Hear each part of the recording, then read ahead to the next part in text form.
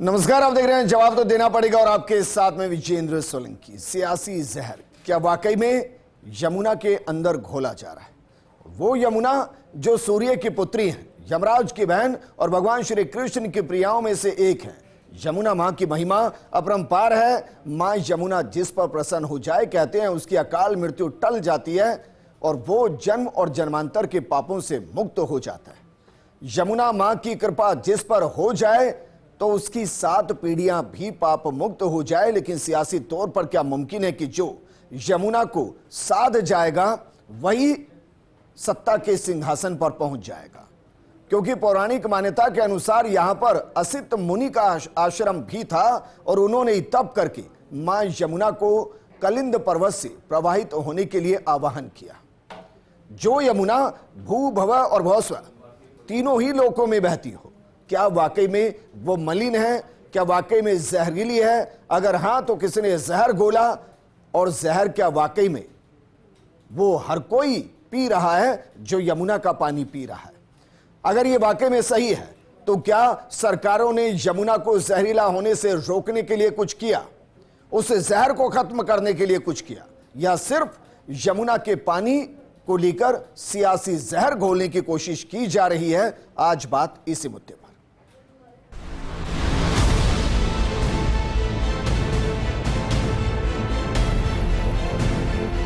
Bharatiya Janata party की हरियाणा की सरकार ने दिल्ली में यमुना से आने वाले पानी में जहर मिला के भेज दिया है।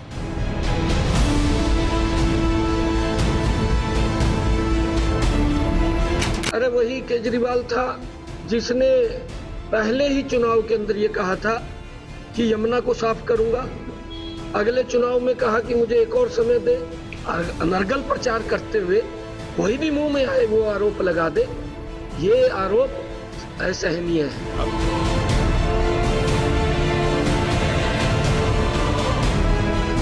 आज पूरी दिल्ली कूड़ेदान बन गई है। मैं यहाँ पर आई थी, मैं अरविंद केजरीवाल जी से मिलने आई हूँ। ये कूड़ा कहाँ फेंके दिल्ली, और ये जो कूड़े का उपहार दिल्ली ने उन्हें दे रखा है ना, सुधर जाओ नहीं तो जनता सुधार देगी।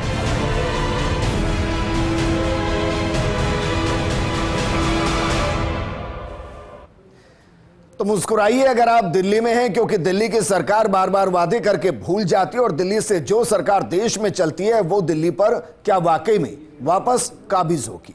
बहरहाल सियासी जहर से ही क्या सियासी वैतरणी पार होगी? इस मुद्दे पर बात करने के लिए हमारे साथ मौजूद हैं कांग्रेस प्रवक्ता पौरुष भारद्वाज जी, आम आदमी पार्टी से प्रवक्ता अशोक कुमार जी हमारे साथ हैं, और राजनीतिक विश्लेषक के तौर पर डॉक्टर हेमंत भाई गोयल जी भी हमारे साथ मौजूद हैं। लेकिन शुरुआत अशोक कुमार जी आपके साथ। क्या वाकई में आम आदमी पार्टी की फितरत हो गई है कि हर एक मुद्दे पर पहले दावे किए जाएंगे, वोट लिए जाएंगे और फिर ठीकरा किसी और पर फोड़ा जाएगा? नहीं, देखिए सर, मैं स्पष्ट कर देना चाहता हूं कि आम आदमी पार्टी जो है वो लोकपाल आंदोलन से निकली हुई पार्टी है, और निश्चित तौर पे आम आदमी पार्टी ने पिछले 10 साल में जो दिल्ली की जनता के लिए जो किया है, जो उनका विजन था, अपने मैनिफेस्टो में जो कहा था, उनको कहीं ना कहीं पूर्ण रूप से लागू करने का काम किया। आप देख सकते हैं कि हेल्थ में अच्छा काम किया, सत्येंद्र जी को जेल भेज दिया, शिक्षा क्षेत्र में अच्छा काम किया, मनीष सिसोदिया जी को जेल में भेज दिया, और आम आदमी पार्टी के संयोजक और माननीय अरविंद केजरीवाल जी के नेतृत्व में सरकार अच्छा प्रदर्शन कर रही थी, लोगों के लिए अच्छा भलाई के लिए काम कर रही थी। लेकिन आप देख सकते हैं कि उनको भी जेल में डाला गया। तो कहीं ना कहीं देश में एक तबका जो है वो भ्रष्टाचार को बचाने की कोशिश कर रहा है, जो है बीजेपी पार्टी। आप देख सकते हैं कि कितने करप्ट इस देश के जो राजनेता हैं। मैं मुद्दे पर आऊं या आप आएंगे? बीजेपी में शामिल हुए हेमंत बिस्वा शर्मा, अनेक पे आरोप लगे। मुद्दे पर आते हैं। 2 बड़े मुद्दे थे दिल्ली के, और आज भी मुद्दे हैं, उसमें तीसरा भी जोड़ देता हूं। एक सीवरेज का मुद्दा है, अगर आप दिल्ली को जानते होंगे तो। दूसरा वहां पर AQI का मुद्दा है, यानी कि जो वहां का पॉल्यूशन है, वायु प्रदूषण है। और तीसरा है वहां पर यमुना का मुद्दा। इन 3 मुद्दों पर सरकार आई। सीवरेज आप टच कर नहीं पाए। पहले जब तक पंजाब में आपकी सरकार नहीं थी, सारा ठीकरा पंजाब की पराली पर फोड़ा जाता था। अब पंजाब में आप बैठे हैं तो हरियाणा और यूपी दिखाई देता है। ऐसे यमुना के मुद्दे पर हर बार सौगंध खा खा कर आपने साफ करने की बात की। इस बार तो आप कह रहे हैं कि जहर ही मिला दिया। दीजिए कौन सी रिपोर्ट है। नहीं सर, निश्चित तौर पे दिल्ली की जनता के लिए और यमुना के लिए बहुत कारगर उपाय किए गए हैं। जो मैनिफेस्टो में जो संकल्प लिए थे उनको कहीं ना कहीं आम आदमी पार्टी ने पूरा अरे सर, कहीं ना कहीं कहां आप देख सकते हैं कहां दिल्ली सरकार को बीजेपी पार्टी ने काम नहीं करने दिया। बीजेपी से कोई जुड़ेगा, मैं उनसे सवाल कर लूंगा। मैं आपसे सवाल कर रहा हूं, क्या यमुना को साफ करने के लिए 10 साल कम पड़ते हैं? सर, यमुना को साफ करने के लिए बहुत से काम किए गए हैं और निरंतर जारी रहे हैं, लेकिन जरा बताइए कितने हजार करोड़ का प्रोजेक्ट है आपका? कितने हजार करोड़ का प्रोजेक्ट है सर? काम नहीं करने मैंने तो अभी हाल की तस्वीरें देखी, छठ मैया की तस्वीरें। हरियाणा में सरकार किसकी है? पराली जला रही है। हरियाणा में सरकार, मैं तो कह ही रहा हूं पहले से, मैं तो कह ही रहा हूं भाई कि आम आदमी पार्टी देश की जनता के लिए। अब पराली पंजाब में नहीं चल रही अशोक कुमार जी। अब पंजाब से अशोक कुमार जी, हाँ हो गया सर। अब बताइए, क्या पंजाब में पराली से नहीं आ रहा धुआं? नहीं आ रहा ना? अरे सर हाँ या तो कहिए। आतंकवाद दिखा रहे हैं। अरे मैं क्या पूछ रहा हूं, अब नहीं आ रहा वहां से? छात्र वहां रोजगार अशोक कुमार जी, उनको अर्बन अशोक कुमार जी और बाबा साहेब पर पत्थर मारते हैं आपके नेता, उसका कुछ नहीं। नहीं सर, देखिए ये पार्टी इस देश के वीर सपूतों को मानने वाली पार्टी है, वीर भगत सिंह की विचारधारा पे चलने वाली पार्टी है। मैं आपसे क्या पूछ रहा हूं, अम्बेडकर की विचारधारा पे चलने वाली पार्टी है। क्या फितरत हो गई है क्या? अंतिम से अंतिम क्या आम आदमी पार्टी की फितरत हो गई है कि भाई सवाल से सीधा भाग जाना है? अगर हाँ तो मैं नहीं पूछूंगा सवाल फिर आपसे। मैं पूछ रहा हूं भाई कि यमुना में अगर जहर है तो किसने मिलाया और कौन से इलाके में जहर मिला और पानी के अंदर कौन सा जहर मिला है? अगर बोल रहे हैं तो उसके कुछ प्रमाण तो होंगे ना, है या नहीं, या बस बोलना है? सर देखिए, यमुना के अच्छे के लिए बहुत काम किया। मैं क्या पूछ रहा हूं सर, और आपने कहा ना भाई जहर मिलाया गया है, यमुना का पानी जहरीला है। जांच करवा लो। बेवजह बोल रहे हैं? नहीं सर, जांच करवा लो। कौन बेवजह बोल रहे हैं? मतलब आप देख सकते हैं कि अरे भाई मैं ये पूछ रहा हूं, अगर आप ये कहेंगे, अगर मैं ये कहूंगा, मेरी बात सुनिए, अगर मैं ये कहूंगा सबसे ज्यादा बुरे हाल भाई, अगर मैं ये कहूंगा, अगर आप ये कहेंगे कि भाई विजेंद्र सोलंकी ने चोरी की, तो प्रमाण देंगे या नहीं देंगे? ये बस आरोप लगाना ही काम है आम आदमी पार्टी का। सर आरोप नहीं लगा रहे हैं हम, बुनियादी तौर पर जो आरोप लगाए हैं वो बिल्कुल रिपोर्ट दीजिए सर। हेमंत भाई जी, क्या आम आदमी पार्टी की फितरत हो गई है कि भाई हर मुद्दे पर पहले वो जोर शोर से ढोल बजाएंगे और जब मुद्दे पर सवाल के जवाब देने की बारी आएगी तो सारे आरोप दूसरे के ऊपर मर दिए जाएंगे? विजेंद्र जी, जैसा आप खुद कह रहे हैं कि आम आदमी पार्टी के नेताओं की फितरत बन चुकी है बेबुनियाद आरोप लगाना, और इन्हीं आरोप प्रत्यारोप की राजनीति से वो सत्ता तक पहुंचे हैं। आप याद करिए वो अन्ना आंदोलन, वो तमाम जिस तरह के उन्होंने शीला दीक्षित पर आरोप लगाए, कांग्रेस के बड़े नेताओं पर आरोप लगाए, तमाम तरह के आरोप लगाए, आज तक कोई एक भी आरोप वो सिद्ध नहीं कर पाए। और जिन पर आरोप लगाए उनके साथ उन्होंने लोकसभा का चुनाव मिलकर लड़ा, आज वो अलग अलग हो गए। तो अब और इसके बाद उन्होंने इतना बड़ा आरोप लगा दिया कि हरियाणा की बीजेपी सरकार में जहर मिला रही है। अगर वो ये कहते कि पानी गंदा आ रहा है, यमुना नदी में प्रदूषण है, वहां तक तो बात चलती, लेकिन वो सीधा सीधा आरोप लगा रहे हैं। और अब जब चुनाव आयोग ने प्रसंज्ञान लिया तो चुनाव आयोग पर उन्होंने अंगुली खड़ी कर दी कि साहब राजीव कुमार जो मुख्य चुनाव आयुक्त थे वो तो नौकरी खत्म होने, रिटायरमेंट के बाद नौकरी चाह रहे हैं। उन्होंने तो लोकतंत्र को जितना बर्बादी देश में की है किसी चुनाव आयुक्त ने नहीं की। इतना बड़ा आरोप वो चुनाव आयोग पर लगा सकते हैं तो वो किसी पर भी आरोप लगा सकते हैं, लेकिन आज तक उन्होंने कोई भी आरोप सिद्ध नहीं किया। सीधी सी बात है, जाहिर सी बात है विजेंद्र जी कि इस समय जो 10 साल से ये सत्ता में है पार्टी, अब इस समय उनकी सत्ता खतरे में है। चाहे हम अरविंद केजरीवाल की बात करें, आतिशी की बात करें, मनीष सिसोदिया की बात करें, सत्येंद्र जैन की बात करें, तमाम लोग आज संघर्ष कर रहे हैं अपनी सत्ता बचाने के लिए, अपनी सीट बचाने के लिए। तो अब इस तरह की बेबुनियाद आरोप लगाना इनकी निश्चित रूप से एक आदत बन चुकी है और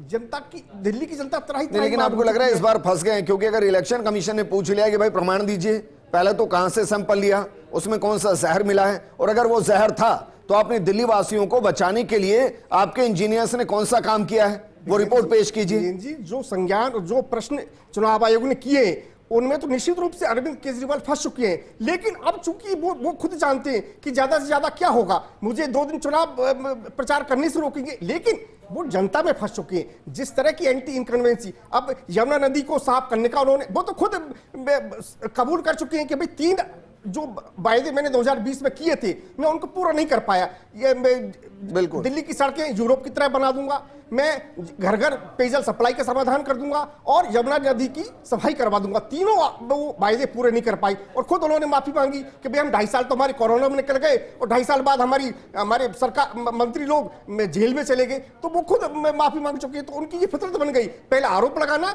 और फिर बैकफुट पे आना और माफी मांग लेना। ठीक है पौरुष भारद्वाज जी, क्या वाकई में आपको लग रहा है कि भाई यमुना के नाम पर एक सियासत हो रही है और उस सियासत को जमकर हर कोई करता हुआ नजर आ रहा है? निश्चित तौर पे विजेंद्र जी देखिए कि 2013 और 14 वाला जो चुनाव था उसमें दो पार्टियां जो है वो कांग्रेस के ऊपर ना सिर्फ झूठे आरोप लगा करके आई थी, बल्कि एक पार्टी गंगा साफ करने की बात कह करके आई थी और एक पार्टी यमुना साफ करने की बात कह के आई थी। एक ने अपने आप के लिए कहा था कि मैं यहाँ पर आया नहीं हूँ, मुझे माँ गंगा ने बुलाया है, और एक ने यह दावा किया था कि अगले चुनाव तक जो है मैं यमुना जी में स्नान करके बताऊंगा, अगर मैं अगले चुनाव से पहले यमुना जी में स्नान नहीं करूँ तो मुझे अगली बार दिल्ली की जनता वोट नहीं दे। आज स्थिति यह हो गई कि दोनों ही नदियों की स्थिति जस की तस तो छोड़िए बल्कि बद से बदतर हो गई। यमुना के ऊपर जो है वो लगभग 7,000 करोड़ रुपए से भी अधिक का धन जो है 10 साल में खर्च हो चुका है, जबकि यमुना की जो कुल लंबाई 1370 किलोमीटर है उसकी सिर्फ 22 किलोमीटर की जो है दूरी, जो कि सिर्फ 2% होती है, वो दिल्ली से होकर के गुजरती है। अरविंद केजरीवाल जी 7,000 करोड़ रुपए से ऊपर खर्च करके भी यमुना का सिर्फ 22 किलोमीटर का एरिया अभी तक नहीं सुधार पाए। और यही स्थिति गंगा की भी है। गंगा जी में पिछले 10 साल में नमामि गंगे प्रोजेक्ट में 40,000 करोड़ रुपए खर्च हो गए, बल्कि गंगा जी की भी स्थिति बद से बदतर है। जो 10 साल पहले जो गंगा जी की स्थिति थी आज उससे भी बदतर है। दूसरी बात, मैं दोनों ही पार्टियों का बात एक के लिए एक बात दोनों बातें आप तथ्यात्मक कह रहे हैं ना सर, या कांग्रेस की तरफ से? नहीं, मैं बिल्कुल तथ्यात्मक बात कर रहा हूं। विजेंद्र जी, एक महत्वपूर्ण तथ्य की तरफ आपका ध्यान दिलाना चाहूंगा कि दिल्ली में चुनाव है, ये दोनों पार्टियां एक दूसरे पे आरोप लगा रही है। अब इस साइकोलॉजी को, इस आरोप को आप रिवर्स कर लीजिए। यहाँ पे हरियाणा वर्सेस दिल्ली की बजाय आप पंजाब वर्सेस राजस्थान कर लीजिए। पंजाब में आम आदमी पार्टी की सरकार है, राजस्थान में जो है भारतीय जनता पार्टी की सरकार है। आपको ध्यान होगा कि जो सतलुज का पानी जो हमारे राजस्थान में आ रहा है, जिसकी वजह से हमारे राजस्थान के किसान जो है प्रदर्शन करने के लिए अभी कुछ दिन पहले पिछले साल जो है अगस्त के अंदर या जुलाई के अंदर लुधियाना में गए थे, बहुत बड़ा प्रदर्शन किया था। और वहां की स्थिति ये हो गई कि वहां के पानी की वजह से हमारे राजस्थान के सीमावर्ती जिलों में नहीं बल्कि पंजाब के भी कई जिलों में जो है कैंसर पेशेंट बहुत तेजी से बढ़ रहे हैं। पिछले साल क्यों गए थे? पिछले साल किसकी सरकार थी? पिछले साल आम आदमी पार्टी की सरकार थी ना पंजाब आपके टाइम में तो कैंसर ट्रेन भी चली है वहां पर। पंजाब सरकार के खिलाफ प्रदर्शन करने के लिए राजस्थान के किसान गए कि भाई आपकी जो ये नदी है, सतलुज नदी है, इसको आप साफ कीजिए। जो लुधियाना के अंदर जो 16 किलोमीटर का एरिया है जहां से उसमें प्रदूषण पड़ता है और जिसकी वजह से सिर्फ राजस्थान की नहीं बल्कि पंजाब की जनता भी दुख पा रही है। आपको ध्यान होगा बीकानेर में ट्रेन आती है, उसका नाम कैंसर एक्सप्रेस ट्रेन निकला हुआ है। मुझे लग रहा है भजनलाल जी की शपथ लेने के बाद से शुरू हुई है ट्रेन, है ना?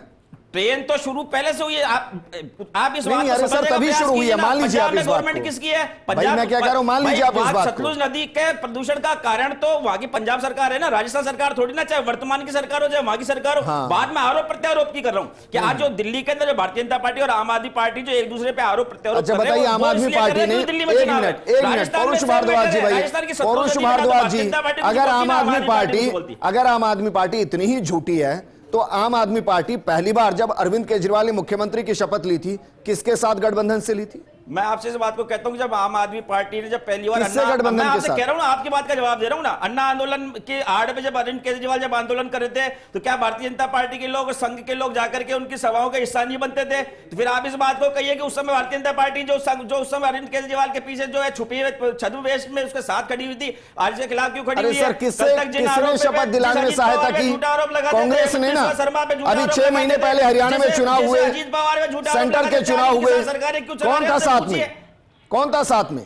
अरविंद केजरीवाल के अंदर। अरे सर, अरविंद केजरीवाल में, एक मिनट भाई पौरुष भारद्वाज जी, एक मिनट पौरुष भारद्वाज जी, अभी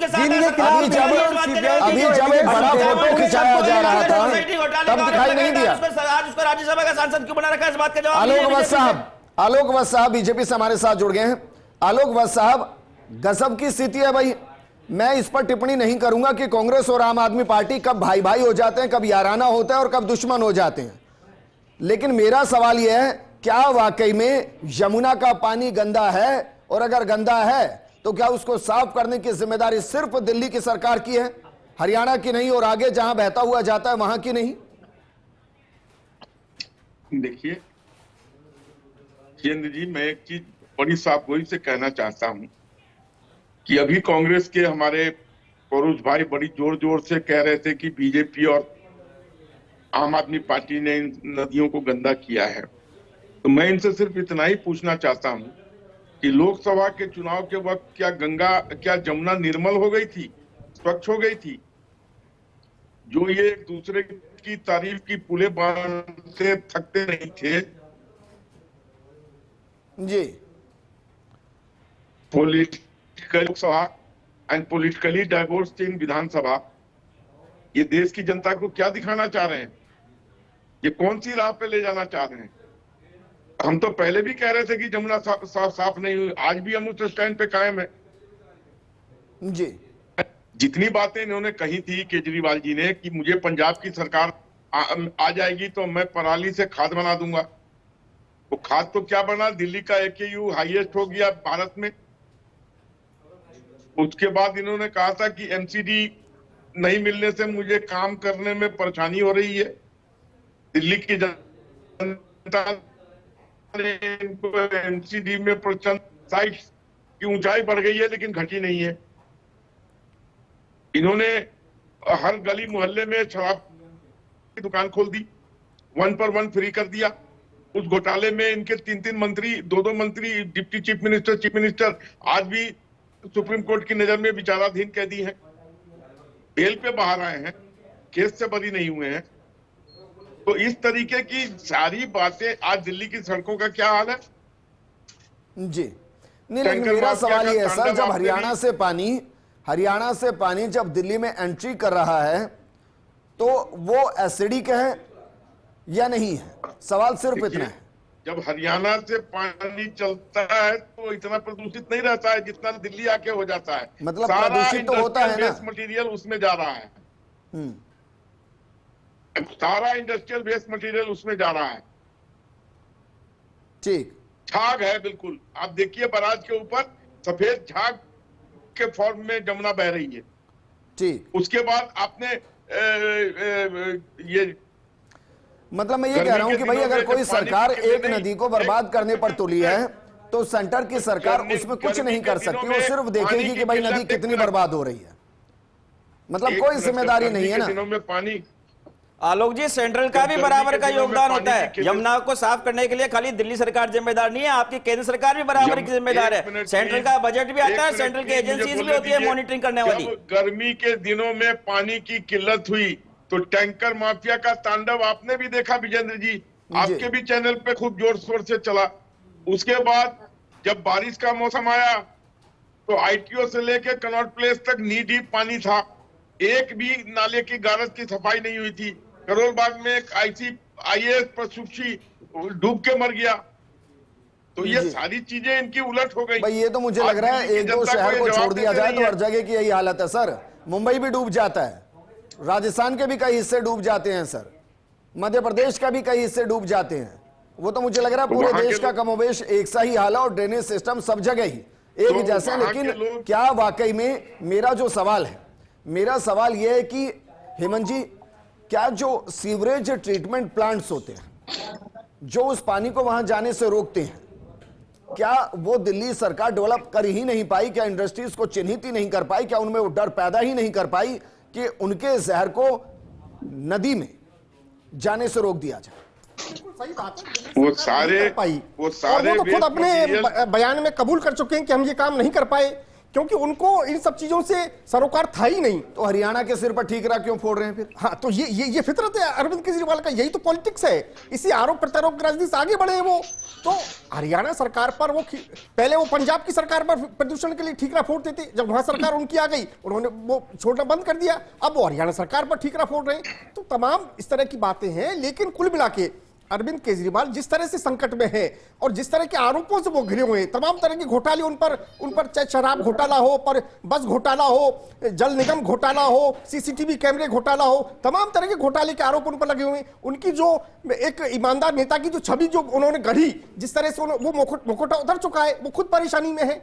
तो अब वो संघर्ष में है, तो तमाम तरह के इस तरह के नैरेटिव वो सेट कर रहे हैं। और बीजेपी भी पूरी तरह संघर्ष आपको पता कर रही है, क्योंकि 27 साल से जिस तरह का वो सूखा झेल रही है बीजेपी दिल्ली में, और उस दिल्ली में जिस दिल्ली से नरेंद्र मोदी पूरी देश पर शासन करते हैं, उस दिल्ली में सत्ता पर काबिज नहीं हो पा रहे हैं। दिल्ली में तो अगर इतिहास खंगालेंगे तो दिल्ली में तो बीजेपी शायद एक बार ही वहां पर सरकार बनाने की स्थिति में आई थी और 5 साल में 3 मुख्यमंत्री बदल दिए थे। मूल रूप से तो बीजेपी का कोर वोटर वहां पहले तो नहीं रहा। मैं लोकसभा इलेक्शन की बात नहीं कर रहा, लेकिन उससे कालखंड के अलावा तो दिल्ली में बीजेपी थी ही नहीं। हाँ, निश्चित रूप से बिल्कुल सही है। और बीजेपी की जो अब स्ट्रेटेजी वो यही है कि जो वोटर लोकसभा चुनाव में उनको वोट करता है लेकिन विधानसभा चुनाव में उनको वोट नहीं करता, वो तो जो यमुना से आ 10-12% जाएगा वो वोटर। जो स्ट्रेटेजी उनकी है, जिस तरह से आरएस स्वयंसेवक संघ के लोग घर घर जाके प्रचार कर रहे हैं, जो मेहनत कर रहे हैं, जिस तरह से उसकी अरविंद केजरीवाल की छवि को डेंट कर रहे हैं, जिस तरह के आरोप प्रत्यारोप कर रहे हैं, उससे अच्छा, वो लगता है इंटरेस्टिंग देखिए, इंटरेस्टिंग बहुत है कि छवि अभी भी अरविंद केजरीवाल की डैमेज करने की कोशिश हो रही है। आतिशी दूर दूर तक बयानों में नजर नहीं आ रही है जो मुख्यमंत्री है वहां की। अब यह भी नहीं समझ में आ रहा है कि चुनाव अरविंद केजरीवाल के नेतृत्व में लड़ रही है आम आदमी पार्टी या आतिशी मुख्यमंत्री उनके नेतृत्व में लड़ा जा रहा है। विजयन जी, चुनाव तो निश्चित रूप से अरविंद केजरीवाल के नेतृत्व में ही लड़ा जा रहा है, लेकिन अब इसमें एक और इंटरेस्टिंग बात यह है कि अगर आप पार्टी सत्ता में आ भी जाती है तो क्या केजरीवाल मुख्यमंत्री बन पाएंगे क्या? क्योंकि कोर्ट ने तो कह दिया कि वो ऑफिस में नहीं आ सकते, मीटिंग नहीं ले सकते, फाइल पर हस्ताक्षर नहीं कर सकते, तो क्या केजरीवाल ही मुख्यमंत्री बनेंगे? लेकिन एक बात स्पष्ट है, इससे बड़ा सवाल तो आज ये है कि क्या आतिशी मुख्यमंत्री है, शैडो सीएम है? ये भी अपने आप में एक बड़ा सवाल है। लेकिन हम मुद्दे पर वापस आते हैं। अशोक कुमार जी, भाई मैं वापस आ रहा हूं, क्या वाकई में कभी आईने में देखने की हम कोशिश करते हैं? वैसे कमोबेश हर एक वादे पर लंबा वक्त हर सरकारें निकालती हैं, लेकिन ऐसा थोड़ी ना होता है कि भाई एक ही मुद्दे पर हर बार चुनाव लड़ दिया जाए और अपनी जिम्मेदारियों को हर बार दूसरे के पल्ले पर झाड़ दिया जाए। ऐसा तो नहीं होगा ना, जिम्मेदारी तो तय करनी पड़ेगी। अब मैं आपसे बेसिक सवाल कर रहा हूं सर, दिल्ली में अगर जहरीला पानी आ रहा है तो उसको सही करने की जिम्मेदारी किसकी? देखिए सर, बात यह है कि यहाँ पैनल में बैठे हुए जो मेरे भाई हैं वो ये मान चुके हैं कि दिल्ली में आम आदमी पार्टी की सरकार 100% बनने वाली है। मैं क्या कह रहा हूं सर आपसे, मैं क्या कह रहा हूं? और एक लोकतांत्रिक सरकार को नहीं करूंगा। फिर देखिए, मैं आपको पिछले सीधा कह रहा हूं, 5 साल के भीतर काम नहीं करने दिया गया। मैं ये कह रहा हूं कि 2014 से पहले कहा गया था कि 2022 तक किसानों की आय दोगुनी करेंगे, 15 लाख खाते में आएंगे, 2 करोड़ रोजगार प्रतिवर्ष देंगे। क्या हुआ इनका? क्या दिल्ली की जनता अगर जहर पी रही है, आम आदमी पार्टी जिम्मेदार नहीं? उसके लिए हरियाणा जिम्मेदार है। और अशोक कुमार जी, अशोक कुमार जी, अगर दिल्ली की जनता जिसने इतिहास में सबसे बड़ा बहुमत देकर आम आदमी पार्टी को चुना, वो 5 साल बाद भी अगर ये कह रही है कि दिल्ली की जनता अगर जहर पी रही है, क्या उसके लिए वहां की सरकार जिम्मेदार नहीं? अशोक कुमार जी, अगर 5 साल बाद भी दिल्ली की जनता को यह कहा जाए कि आप जहर पी रहे हैं, क्या आम आदमी पार्टी सरकार वहां जिम्मेदार नहीं? अपनी नैतिक जिम्मेदारी से कैसे भाग सकती है आम आदमी पार्टी? देखिए सर, जो उपराज्यपाल है वो कहीं ना कहीं दिल्ली की चुनी हुई लोकतांत्रिक सरकार आम आदमी पार्टी उसको काम नहीं करने दे रहे। एक उदाहरण दीजिए। एक लेटर दीजिए के तौर पे काम कर रहे हैं। विजेंद्र जी से बात पूछी जा रही है कि अगर अभी वहां पर केंद्र सरकार काम नहीं करने दे रही तो आम आदमी पार्टी की सरकार दोबारा क्यों बननी चाहिए? केंद्र सरकार 4 साल तक चलेगी, आने वाले लोगों को काम नहीं करने दे रहे हैं। आप अगर ऐसा एक मिनट, अशोक कुमार जी, चलिए, कितने का बजट था पिछले साल? कितने हजार करोड़ का, कितने लाख करोड़ का बजट था दिल्ली का? देखिए, जो बजट था, जो पूछो ना बस वो बताइएगा, वो दिल्ली की जनता के लिए उनके मानवीय मूल्यों को बचाने के लिए, और कहीं ना कहीं 7,500 करोड़ आप यमुना की सफाई पर खर्च कर दें, दिल्ली की और यमुना जनता के उससे लिए ज्यादा भलाई गंदी के हो लिए अगर जाए, कोई काम ऐसा कर रही कहां है गया? तो वो आम आदमी पार्टी कर रही है। मैं समझता हूं कि बीजेपी पार्टी ने देश में नफरत फैलाने का काम किया। अरे सर, भाई आपका मंच नहीं है, मैं माफी से कह रहा हूं। सांप्रदायिकता के अगर आप नाम पे सवाल के लोगों को जवाब लड़ाने देंगे का काम तो मैं किया। पूछूंगा, वरना मैं नहीं पूछूंगा।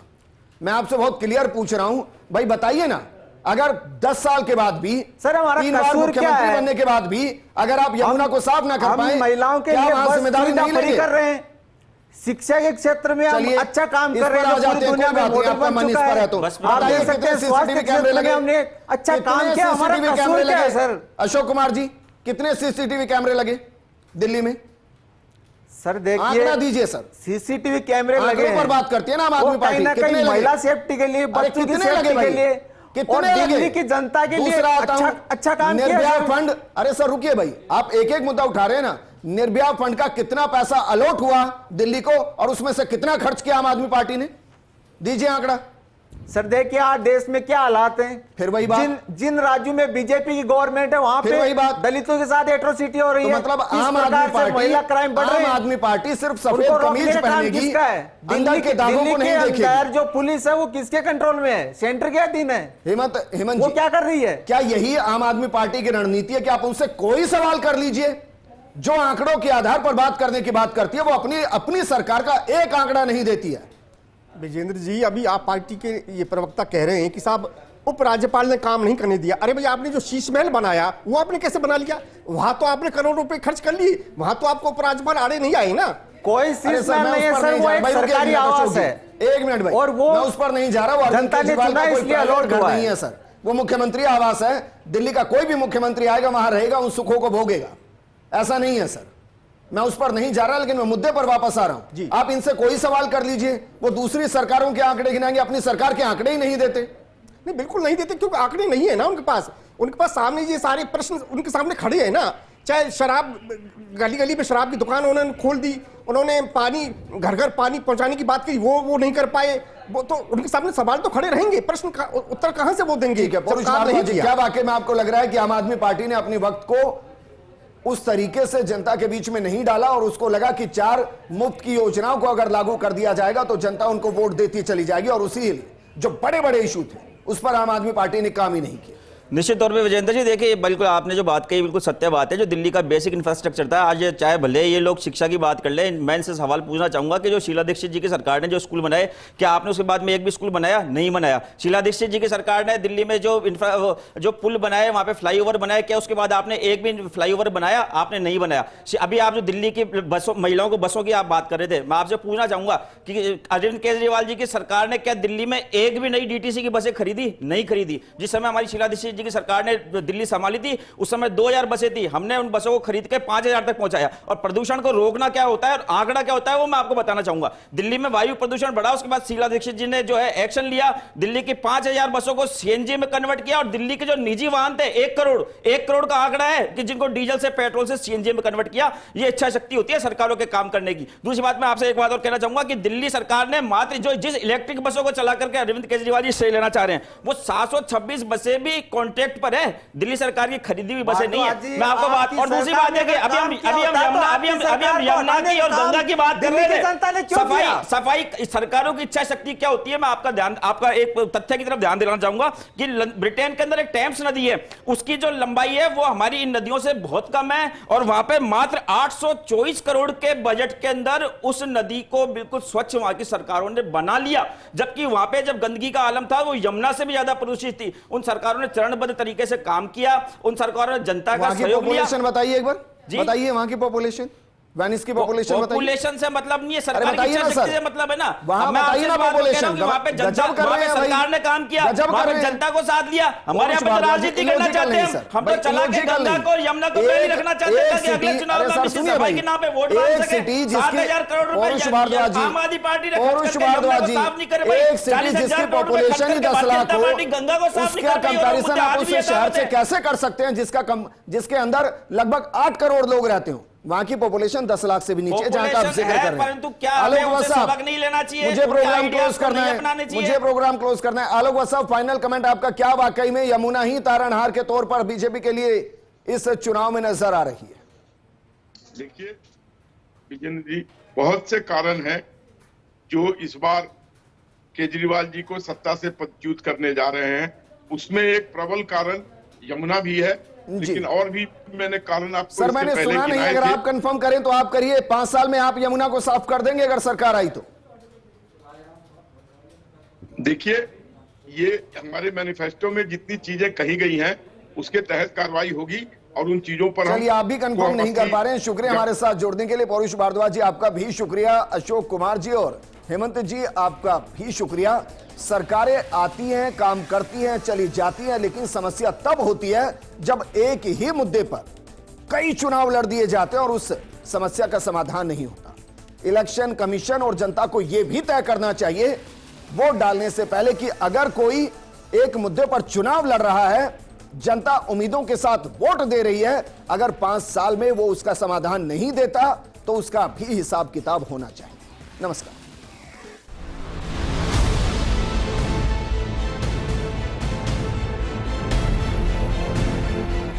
भारतीय जनता पार्टी की हरियाणा की सरकार ने दिल्ली में यमुना से आने वाले पानी में जहर मिला के भेज दिया है।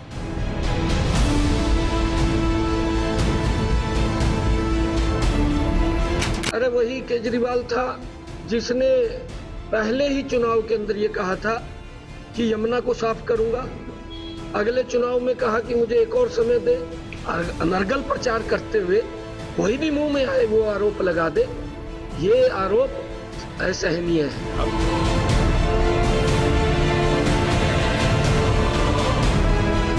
आज पूरी दिल्ली कूड़ेदान बन गई है। मैं यहाँ पर आई थी, मैं अरविंद केजरीवाल जी से मिलने आई हूँ। ये कूड़ा कहाँ फेंके दिल्ली, और ये कूड़े का उपहार दिल्ली ने उन्हें दे रखा है ना, सुधर जाओ नहीं तो जनता सुधार देगी।